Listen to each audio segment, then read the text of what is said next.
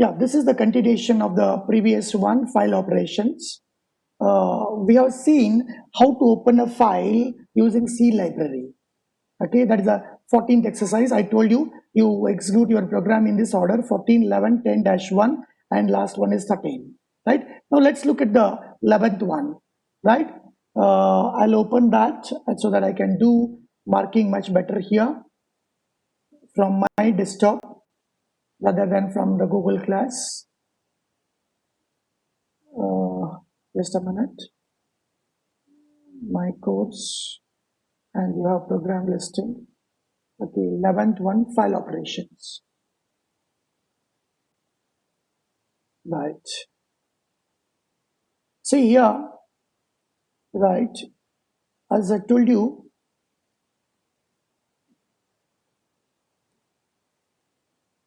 here, a self-study component. The left-hand side, you have all C libraries. C libraries here. It's equivalent, you have got Unix system calls, right? Unix system calls are the entry point for operating system services. You have a library will in turn make use of all the system calls and then provide as services extended additional features it provides. So what is the difference between going through the C library function file operation and what is the this one Unix system call, this one? You can make a little study on that, prepare a small 1-paragraph report on that. What is the difference? Why should we go for C library or why should we go for system calls? Right? Is there any performance issue? Right? Is there any flexibility issue? Right? Or features? Just have a look into that. Right? Now let's look into the program. I'll open this. One minute. Yeah, here. There are a lot of things put into this. All this include file, leave it for the time being because they are required as and when we need it. Right? Just ignore it right now. Right? Now look at that here. I declare fd1 as integer. Probably I'll be using it as a file descriptor 1. In a previous example, we used a file pointer, file descriptor. It could be Manoj also, name. Then I have a buffer. It is a character array of, one array of character. The size is 128. Then I'll be using number of bytes equal to size underscore t. Again, we are used somewhere PID underscore t. Similarly, it's equivalent of that is size underscore t. Again, it is defined in types.h, right? And you have to see what is the primitive data type attached to this one. It is because of the portability issue. It is number of bytes. It is some integer variations because number of bytes return could be different. Integer type used in different implementation. So we go for size t. Size t is defined in types.h. So thereby my program becomes portable. Similarly, bytes rate yes size underscore t. Please open the types.h and see it. That part, we will see it later. But now let's look into that. If argc equal to 1, if there is only one argument, you know that in command line argument, the first argument is name of the file itself. Who provides this? C startup routine. Right? When exec is being called, right, C startup routine in turn provides all this argument that we are saying. Right? That means if arg is equal to 1, it means that there are no argument passed by at the runtime. Because first argument is the name of the file itself, automatically it is taken. You don't have any other additional argument specifically mentioned there. So in that case, right, I'm reporting error, failure, file missing, and return exit failure. Look at that. This is the best way of writing the code. Right? That's file missing. This also is not required. You can write location 1, 2, 3, something like that. Right? Or a proper location. You can give a name for that also. That means I wanted a command line argument, and that command line argument I want to open the file. Probably. Name of the file I'll pass as a command line argument, and I wanted to open the file. All right. Right. Now, Okay, instead of getting into that, I'll get into the code directly. Lot of huge study material is there, right? So where is the file I have opened? Yeah, I want to open a file, fd1, return value is fd1. What is fd1? fd1 is integer. I want to open. This is the system call. It is not C library. It is not C library. Got it? Then argv1 is a string, which is the name of the file I want to pass. So that this is the name of the file I want to open. Then there are different mode, constants. You will use it. Vertical line here is an OR operation. Okay, in a previous example, you are using wx, w plus, a plus, r plus, right? But here you are using constant, right? O underscore wr only is write only operation, read only operation, read write operation. These are the constant that is being used. Now what is that you are used? O underscore wr only, write only, right? Then there are many modifier flag you will OR with that. These are binary operations. It has its own equivalent bit representation. It does OR, so that all combined bit operation together, it forms what kind of file you wanted to open and operate on that. So modifier flag, it is being referred as a modifier flag with access mode flags. What all the additional access mode flag? Now here I used create, right? That means create creates the file if it doesn't exist. You are saying that in this command, open for write only. If it is not exist, create it. If it exists, use it. Right? Similarly, just now somebody has asked the question, Himarashmi, you asked the question, where existing file can be append at the end. Yeah, in that case, this append. Right, now look at that. This file, execl, generate an error if create is also specified and then the file already exists. Look, trunk. If file exists, discard the file content and set the file size to 0 bytes, which is equivalent to W in C library. Right? There are many things. It is ahead of time. Covering is not good, so I'll skip it. Right? Now, see, what is that I have done?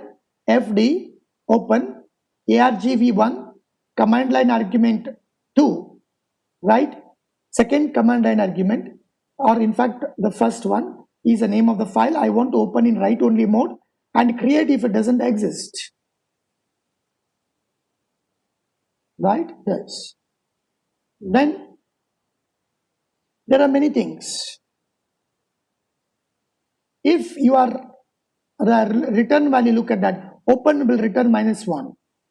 If error, in that case, display error. Now otherwise, enter the data to be written into the file. Right? Right? Then you are reading that into the buffer. Scanf. You know what is the scanf? Right? What is this 127? You have to search, learn. That's why internet is something like an ocean. Percentage yes is different. Percentage 127 yes is different. Find out what it is. Right? We are not here in this course to tell all the details. Please look into. I scanned from the keyboard whatever being entered by the user, and you are writing where? Not on the screen.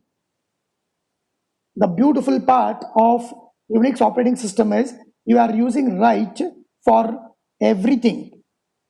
You can write into the device, you can write into the file, everything. You can write into the communication channel, which we'll see it later. Where to write? In this file descriptor. which already opened with the name, everything. What to write? It is there in the buffer. How much to write? Length of string length of the buffer. Why this 3 parameter? Why this 3 parameter? Yes, 3 parameter, you refer it. Why this 3 parameter? Right? Right, see here. Synopsis, man, right.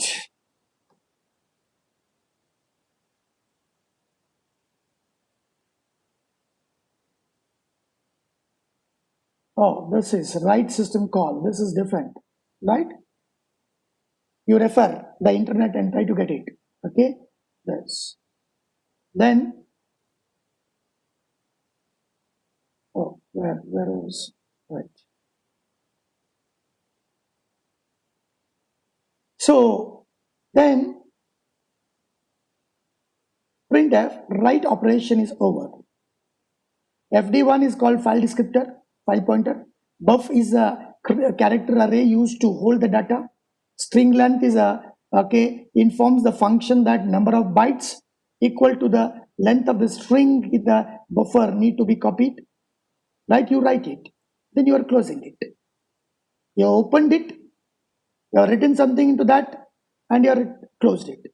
Then what I do is I open for the same thing, okay, in read-only mode. After writing, I close it and again open the same thing. If you are unable to open that for reading purpose, error. Otherwise, right, read from this file descriptor into the buffer number of bytes. How many bytes you want to read? That you have to mention here. Right? Because size buffer has a limited size, you cannot read, right? What is the maximum the read can read? Just look into that. And whatever you are read, you are writing on the screen. And you are closing. This is a simple program. It reads from the keyboard right into file. Again, from the file, again, content, it reads it and display on the screen. Right? I will run this program and show to you. Are you okay? Manoj Shimarashmi. Yes, sir. I'll run this program.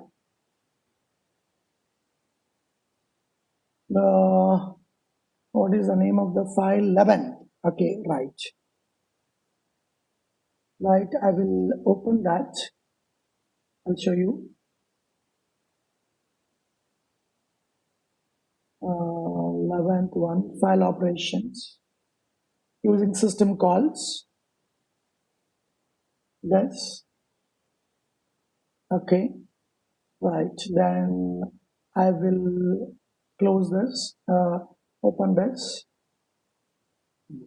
I'll compile. CC, right? 11 file O capital OPERA operations.c, right? Now I run a.out. I don't give command line arguments. Name of the file itself is a first command argument, but here actually command line I don't give it. It should give error. File missing. Which file? Right? File missing. Right? Message, I need to write it properly. This file missing. Now look into that. I'll run this again. And I'll give, okay, upk.txt. A new which is not existing. Hope so. Enter data to be written. Okay. Try now here in the lab. This is the string. I type it from the keyboard. Write operation is over. Read operation started. Okay, upk.text from that. Okay, now look at that. Permission denied. You don't have an access for that. Right? Okay, you don't have an access for that. Okay, what is that? ls. Okay, see, ls minus l upk.txt. Now look at that. You don't have permission. Right? What is that you have to do? Change mode. chmod we have done already exercise. For owner, I'll give 7. What is 7? Okay, 4 to 1. 4, read. Okay, 2, write. Okay, read, write, execute. Right? And other things for others, I don't bother. On upk.txt.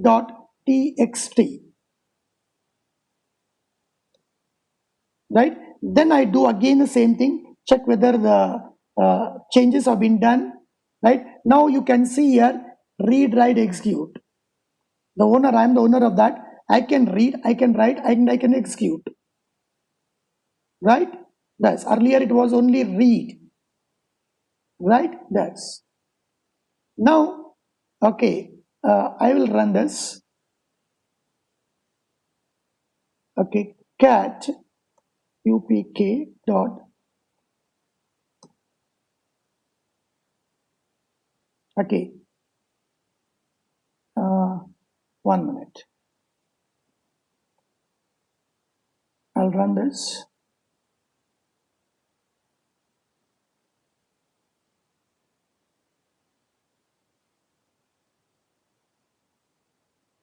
Right?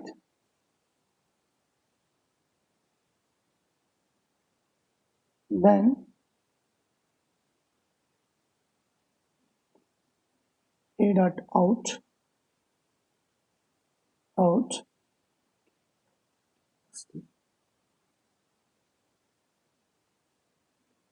Okay, done here.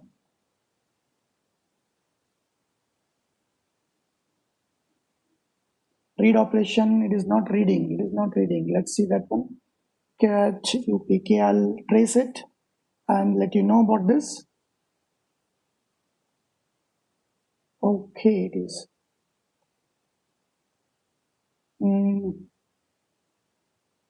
Okay, done. Okay, I'll check into this and let you know about this. Right, but see here. Okay, open this 1 minute. 1 minute.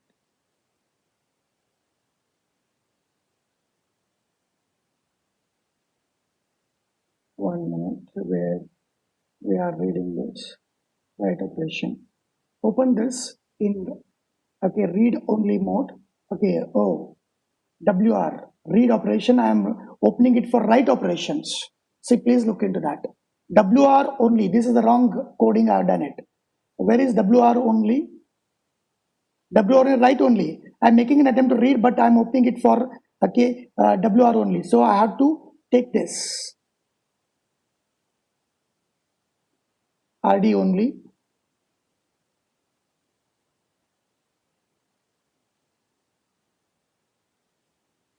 Open this for read only. Right? There's a change. Exit failure. Right? I read all these things. Read operation completed. All right. We'll see. Okay. All right.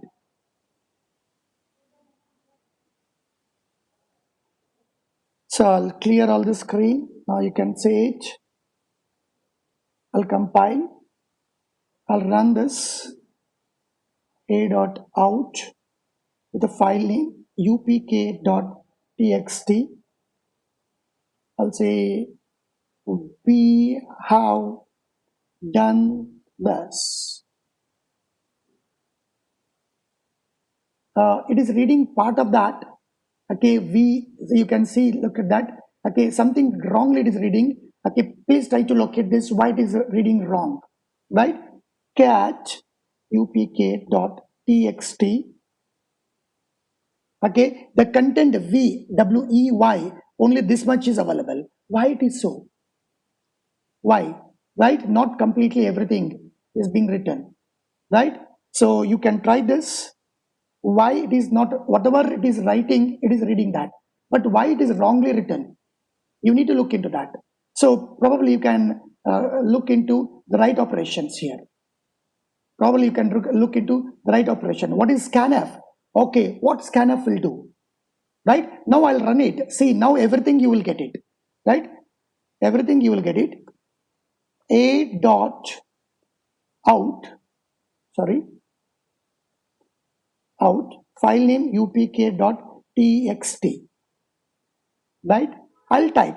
Without blank, I'll type. Please listen carefully. My sentences, whatever I'm saying to you. SDMCETTHARWAD, right? KRNATAK Karnataka. This much I'll write it. Now I got it. SDMCET, Dharwad, Karnataka, everything. Okay? Earlier it was not. Why? Right? Whatever, right, scanf you do without a space, it does correctly. But when you give a space in between, right, it doesn't write. It writes only up to the first blank space. The first blank, it get terminated. Right? What is then you have to read the scanf functionality. Scanf will terminate reading from the input buffer, right, until the first blank space you get it. That's why we are getting like this. Right? Manoj, Himarashmi, are you clear about that? Manoj, Himarashmi, are you clear about that? Yes, sir. Yes, sir. Yeah. So this is called learning. If any failure happens, you should not terminate your efforts there. You should not stop there. You have to find out the reason why it is so. Right? You can tell me. Sir, we can use underscore so that it will be like space itself, sir. And the scanner will read it also, sir. Right? No, you are right. You are right. But I wanted a space to be written like a sentence. Then in place of scanf, what I have to do? That you have to find out. You have to search internet. Man, scanf. Let's see that one. Whether this is being written or not. Scanf. Right? That's why you go for string, get string. Scanf family of function, all right. It is wait. If the number of scanf function reads the input from the look at that. Scanf function reads the input from the standard input stream, reads its input from the character string pointed by str. All right. F scanf leave it. Okay. You check whether it is being written anywhere. Now look at that. A failure can be either following input failure, meaning that is input character were unavailable, meaning that all right. Look at that. A sequence of white space characters, space, tab, new line, etc. No, it is direct queue.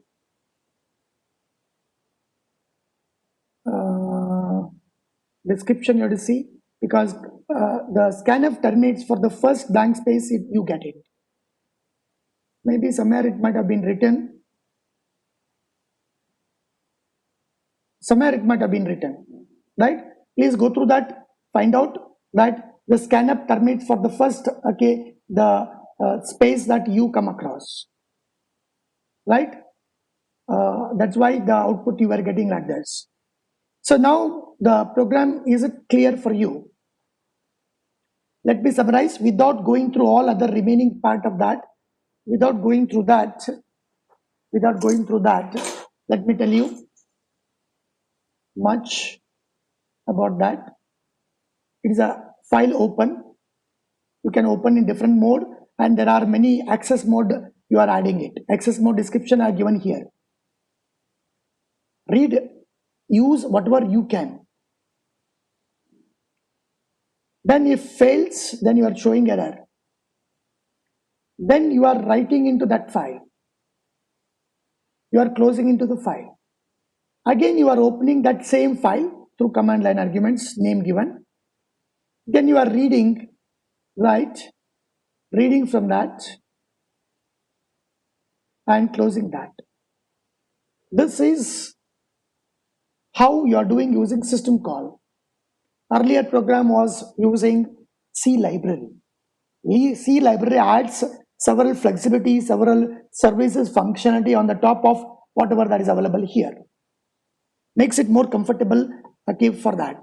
But what is the difference between use of read write system call and use of f open, f read, f write, etc. using C library? Please work out on that. So are you clear? Manoj, are you clear? Yes, sir.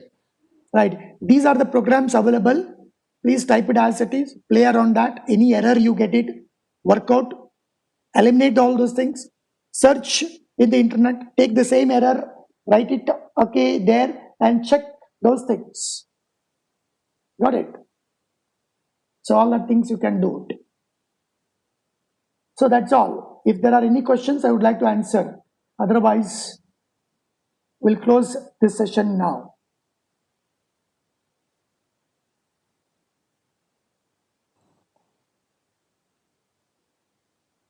Any questions at this stage? Please remember, we are in the second chapter going through system calls, process files and directories. We have seen the Unix structure, commands, various activities related to process. We have done it, fork, vfork, etc. PS minus E, file related things, we are doing it, we have done, we are doing now. Directory related things, command as well as system calls, we are doing it now, right? And about the introductions we have gone through, right? Process management, memory management, storage, what all the functions, introductory chapter we have gone through, right? So this is the IA1, this IA1, part of that will be for the IA2. And there are activities, creating process using fork and weak fork, you have done it, right? Then these things we are doing it now. For that, in order to do remaining part here, whatever I'm marking now, this, we have gone through the basic two, okay, primitive programming exercise, how to do the operations with file using C library, and same thing how to do with the system calls. I wanted you thoroughly go through this one, right? So that the three exercise, what you can see right hand side, last three exercise, cursor look into that. This you will be in the position to understand, provided the two primitive exercises, okay, you can complete, okay, early, right? And I've added that as a learning material, right? 14th one we have seen it, right? Then 11th one we have seen it, right? File in C language, right? File operations. Then 10th one and 13th one we will see it in the next class. I will not make things complex right now, right? So having done all these things, you will be in the position to do the assignment number 8. It is not 9, in fact it is 8, right?